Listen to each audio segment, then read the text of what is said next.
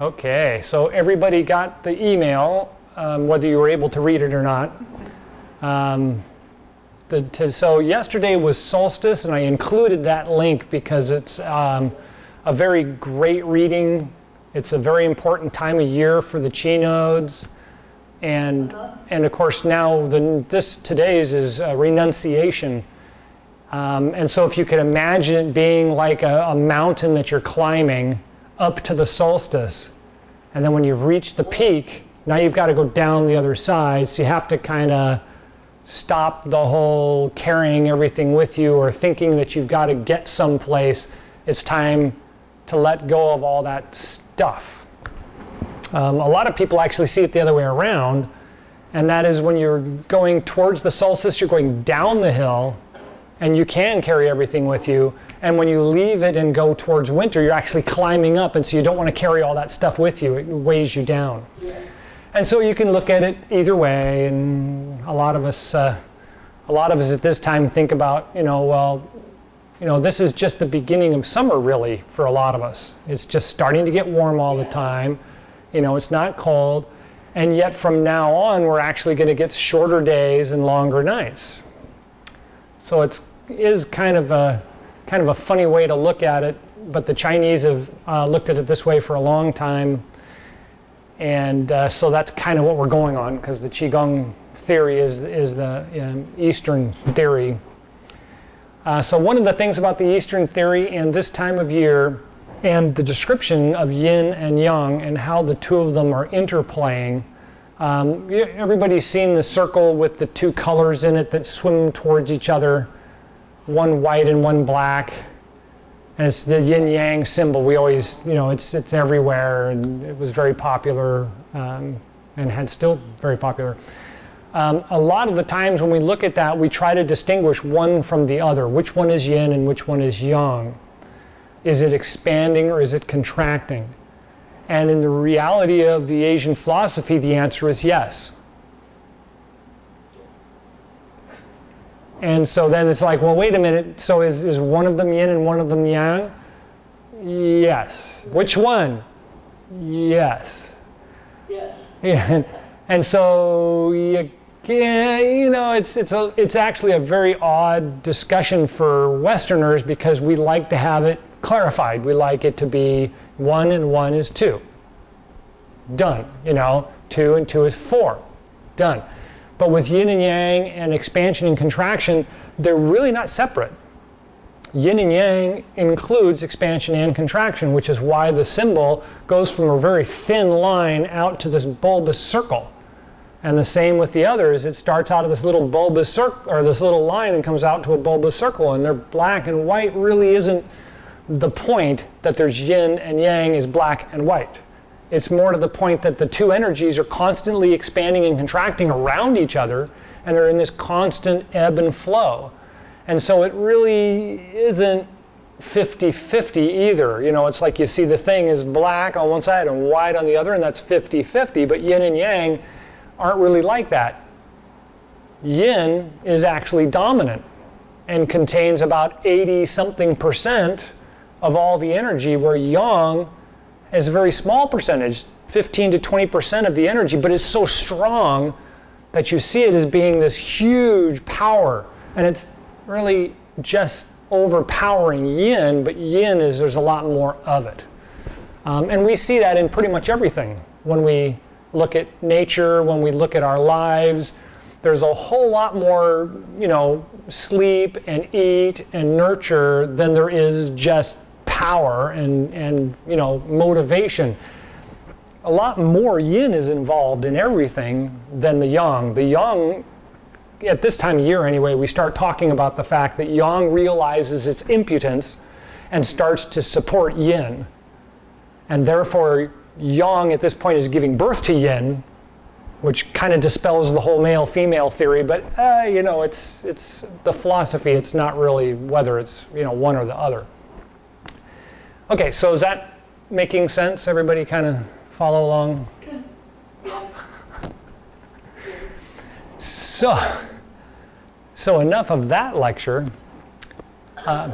So now we're at the stage where yang is strong enough and mature enough to understand that yin is the key, and it's starting to turn around and support the yin more.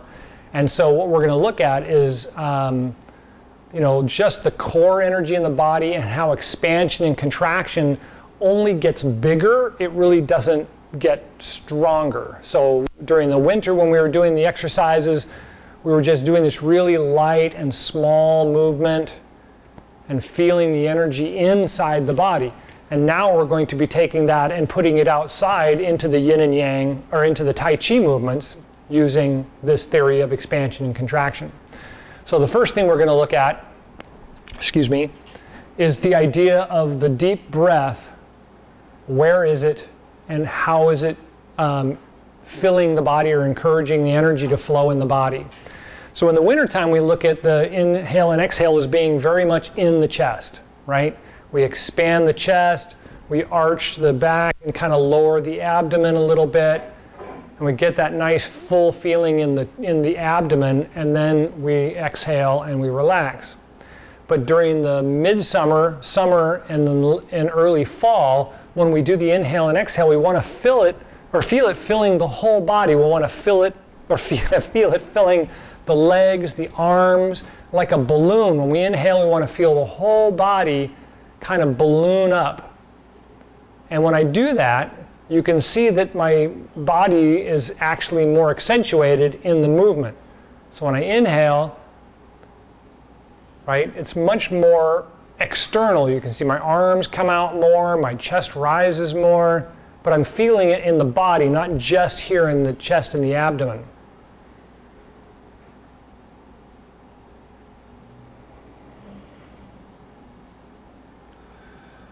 Good. So part of that is also the rising and lowering in the legs, because they're blowing up like balloons. They're lifting you up and holding you up. And then when you exhale and let it shrink down, you really want to let them shrink down. So you bend the knees more and you sink down more.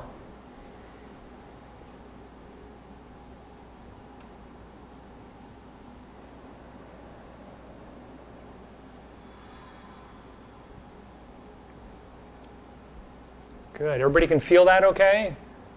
Good.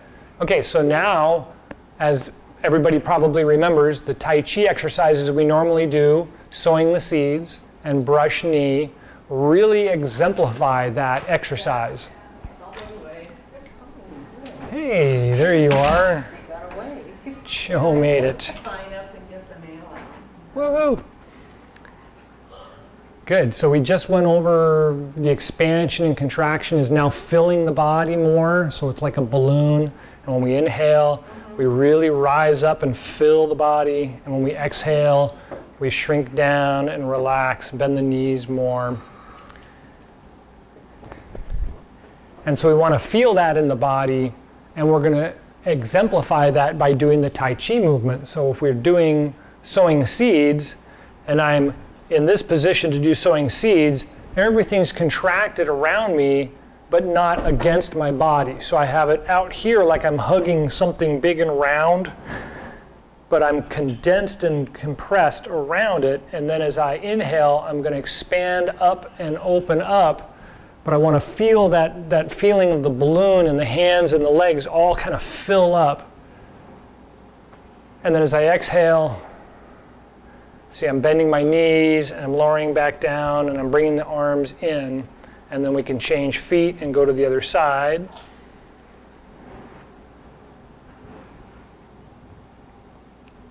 And then exhale and come down. Good. Okay, so the same thing happens when we do the brush knee exercise, but we're going to start in this position and then roll back and inhale and fill up this way. And then as I exhale, I brush the knee and I condense down and into the move. So as I change feet and start the inhale again, I rise up, I open, expand the body, and then exhale and come down and condense or contract into the position. So far, so good? You want to try and move, or you want to just sit in the chair, scoot yourself along? There you go. Okay, so we're going to start on this side, and we're going to move our way across the floor. So start by stepping out with the left foot. Good. And then come out and inhale, rise up and expand, bring the arm out. Pause for a second, and then exhale and come back. Turn the foot. Roll forward, step out, and inhale again.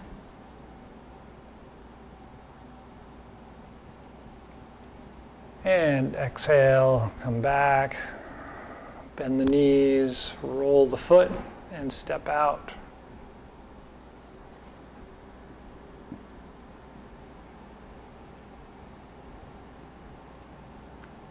And it's good to pause just as you finish the total inhale. You get to the top of your breath and you want to kind of pause for just a second, and then inhale or exhale.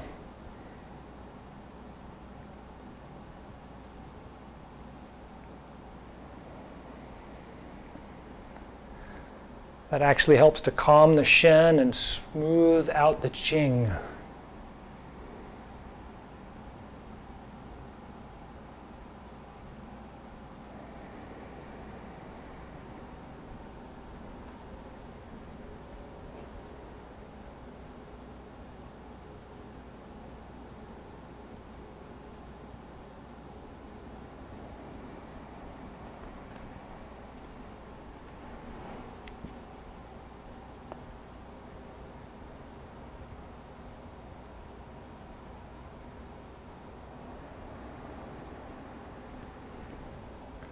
And keep going if you can.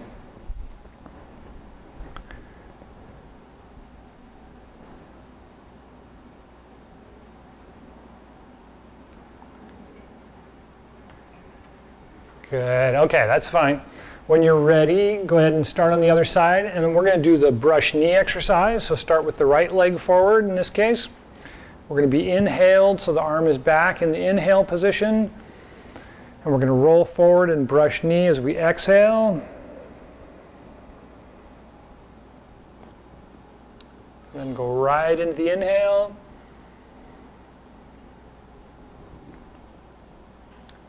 And pause for just a second, and then exhale.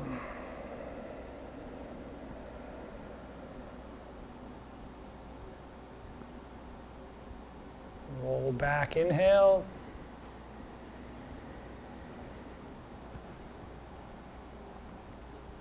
Pause for a second and then exhale.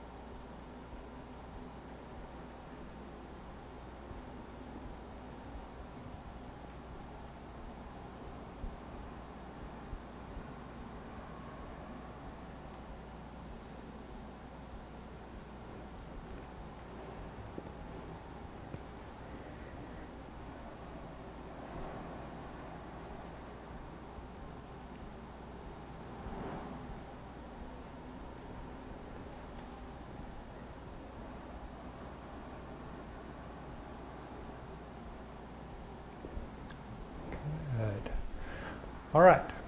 So how was that? Not too bad? Been a while? Been a while. It's okay. In a little while.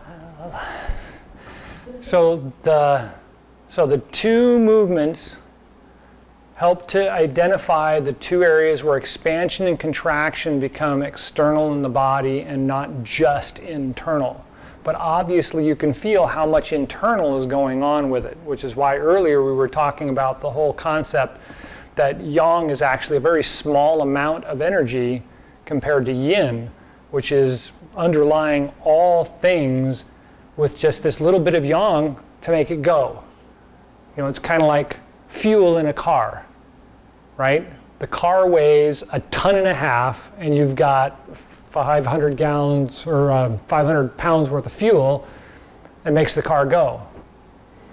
So there's this little tiny fuel compared to this great big car. Well, the sun and energy and water, and I mean, we can kind of break it down to just about anything, and we can see that there's just a little bit of energy that makes it go. But it takes all this support, right, to hold it up. What's a little tiny seed? What does it need, right? It needs fertilizer in the ground, which is humus, and water, and some shade, but lots of light. But it's this little tiny seed. And it grows to be a tree, right? So it's just all of the support that makes it happen with that little bit of energy that makes it go. That's a great long conversation, but we'll stop there. Any questions so far on the Tai Chi movements and how it's an expression, it's an exterior, the expression of the yin and yang, expansion and contraction of the body? So far so good? Okay, so the silk reeling exercises, we talk about the silk reeling exercises. We usually start with the idea of throwing the frisbee. The body kind of has to wind up and get the energy to move out to the end of the arm where we let go of the frisbee. So try that with both hands and try and get that nice smooth feeling from one foot up the body and across the body and then out the arm to the fingertips. You want to try and feel it all the way to the fingertips.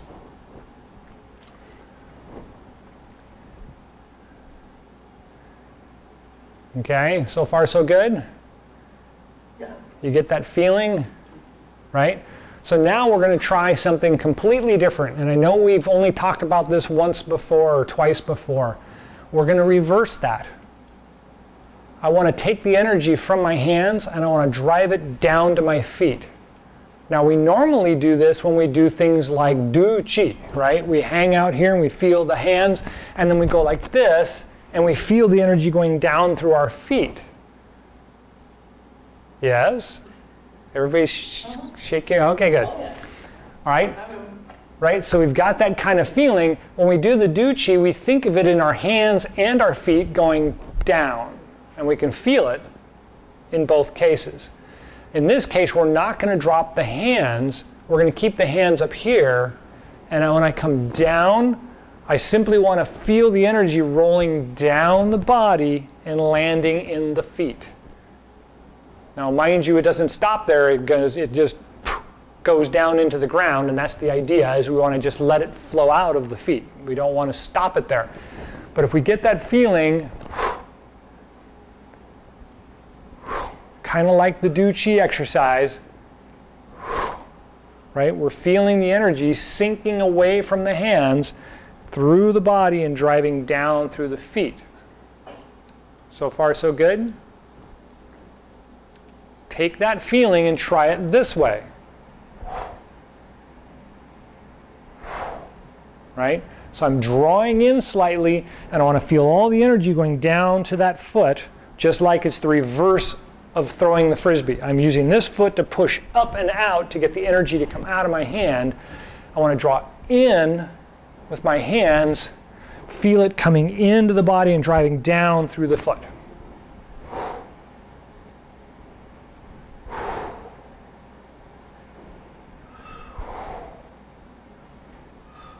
So far, so good? Yeah, it's kind of weird, huh? It changes the way the body thinks. And we want to do that at this time of year especially, because it helps us to get coordinated with understanding how we are guiding the energy. We talk about intention in the winter a lot, because intention is not external, it's internal, right? And so we're not doing so much with our body and our hands, but our intention is guiding the energy and the chi in the body. And it doesn't really change, right?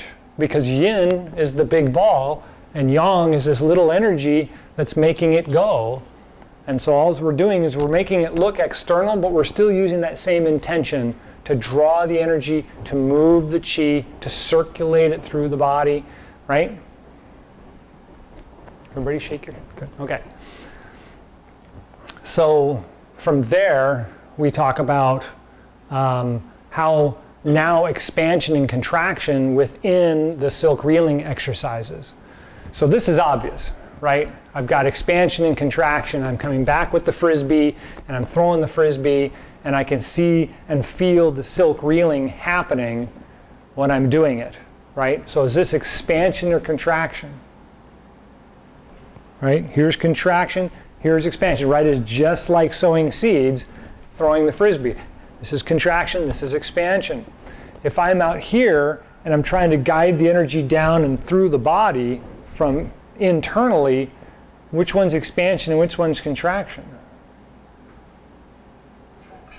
Right, exactly. It comes in and down. It's generally considered contraction. So we've got the energy out here, and we want to start with the fingertips and feel it coming in the arms and down without it being this big, strong, I'm grabbing something and I'm pulling it in. I'm bringing it in and I'm letting it sink down and sink down into the ground. Switch feet if you're having problems. If you need to sit down, please do so. The exercises can be done standing or sitting, because like I said before, the majority of it is intention. This helps us to make that connection with the chi in the body, and then so we can build the intention around the thinking, right, around that. And that brings up a whole different discussion around being careful about how you think of stuff. This was great. Let me take a couple of minutes.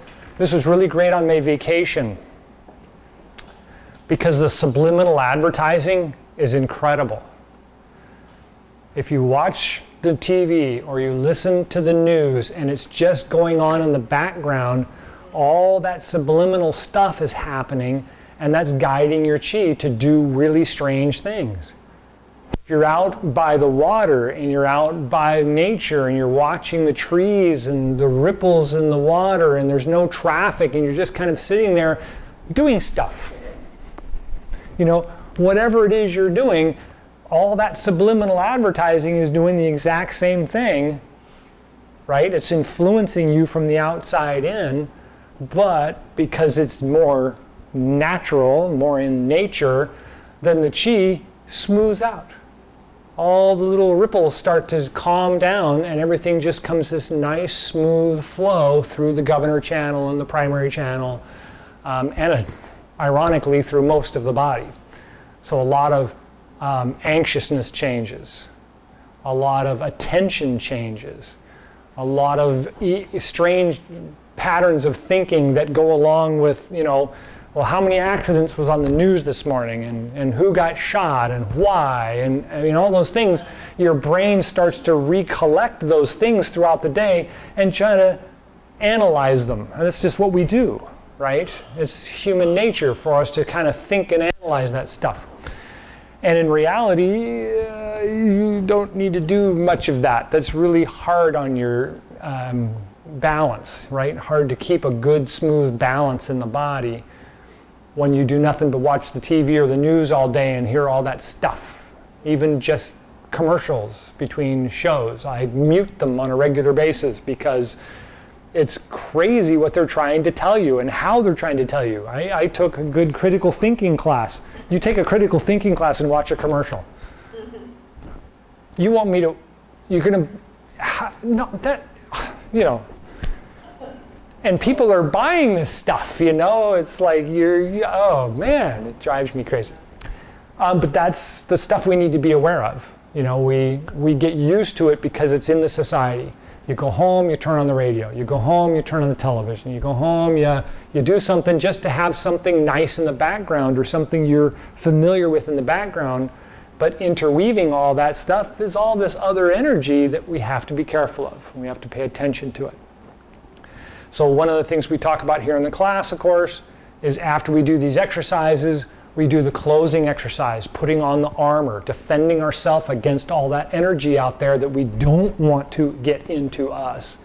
We want to be able to just manage it. We want to be able to interface with it to where we can interface or want to interface with it and let it go. Just let it go. So this exercise of silk reeling and the Du Chi exercise are very important when we're channeling the energy that's coming into us back out of us again. And it seems kind of odd, but if you've studied any of the current psychology around tapping and breathing and positive statements, yeah, there's a lot of this to be said about reprogramming the way your nerves respond to things and way you think about things, right? And so the Du Chi exercise is to us, we've been doing it long enough, is very obvious, right? The energy in the body, I feel all this energy and it's kind of a little much. And it just drops right out of the body. And so when we talk about that going back to your office and something, you know, getting a little wound up or someone on a call and, you know, take a few minutes, go to the bathroom, right? Drop all that energy out of your body, because that helps to get the body to relax and return to that smooth Qi, Shen, Jing pattern, right? It's very, very, very, very healthy. And so the silk reeling exercises can be seen the same way. So you don't have to just do this. You can do this, you can do this, you can do this, right? You can draw in and down. Any of those exercises using silk reeling are using the intention to guide the energy to do something. What do you want it to do? I want it to bottle up in my neck? No, it's not what I want it to do, right? So I've got to remind myself, I've got to use that intention, body movement to stimulate flow to either get it to come in or go out or just flow, just move. Okay, we're kind of out of time. Was there something I was supposed to cover that I didn't? We're kind of running out of time. Any questions about how the movements feel or work? Any particular problems anybody wants to ask a question about? Good, okay. So let's go ahead and do some of the standing Qigong or quiet Qigong. You can sit in a chair, you don't have to stand up. So we'll start with the standing exercise. 3 breaths in the standing position. 3 movements, the first gong, which is rolling around the feet. And then we'll stand again for 1 breath, and then we'll do the closing exercise. So make it nice and simple, okay? So we'll start in the standing position. Relax the shoulders, relax the arms. Bend the knees and straighten the lower back. Feel the breath becoming long and smooth. Rest the tip of the tongue on the roof of the mouth, just behind the front teeth.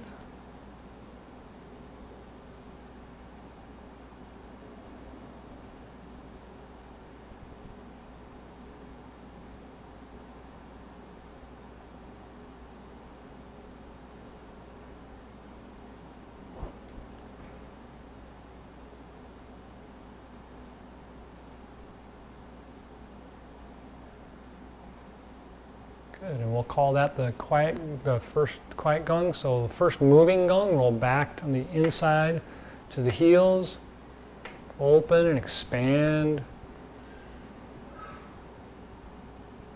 and roll forward on the outside of the feet as you exhale.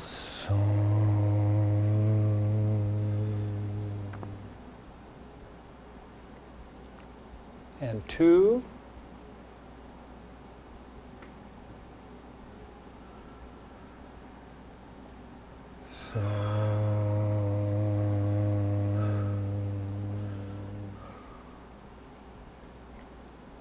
And 3.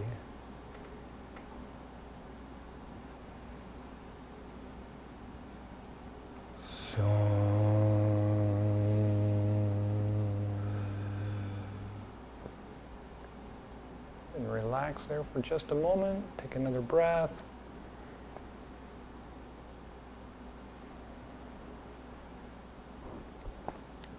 And then Chi Gung, closing Chi Gung. Turn the palms out. Inhale, rise up.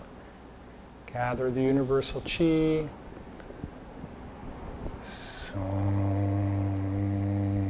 Guide it down through the top of the head, the Bai Hui point.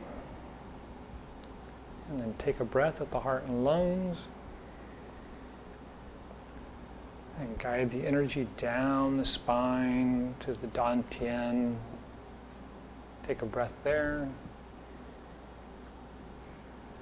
And then guide the energy down the legs to the bottoms of the feet. Take a breath there. And take a couple more breaths and feel the energy flowing through the body, down through the feet, and connecting deep into the ground.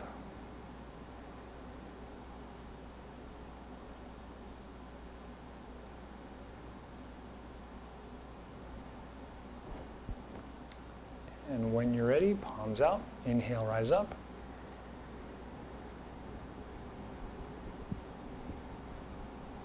Take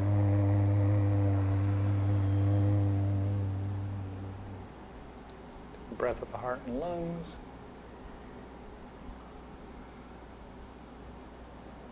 Guide it down the spine to the Dantian and Mingmen.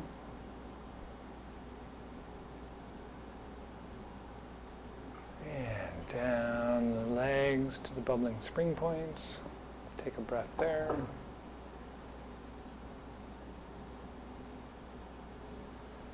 And feel the energy connecting from the top of the head down through the legs and into the ground.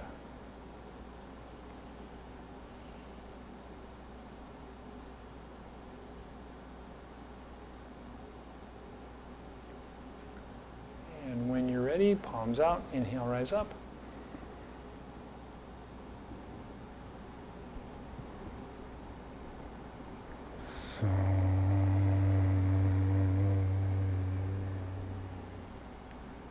Breath at the heart and lungs.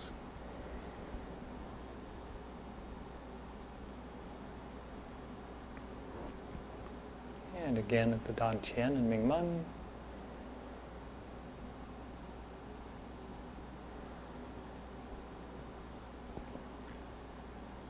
And at the bubbling spring points, the bottoms of the feet.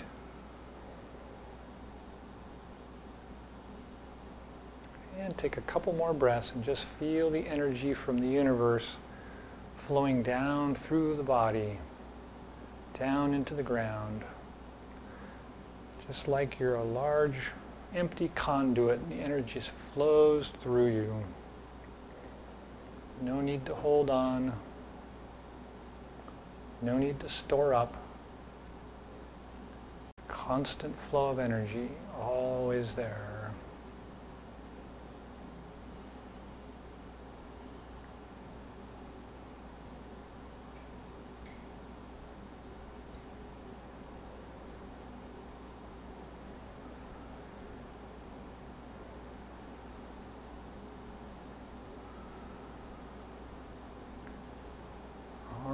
Any last thoughts or questions? No? Thank you for coming. Enjoy the rest of the day. Thank you.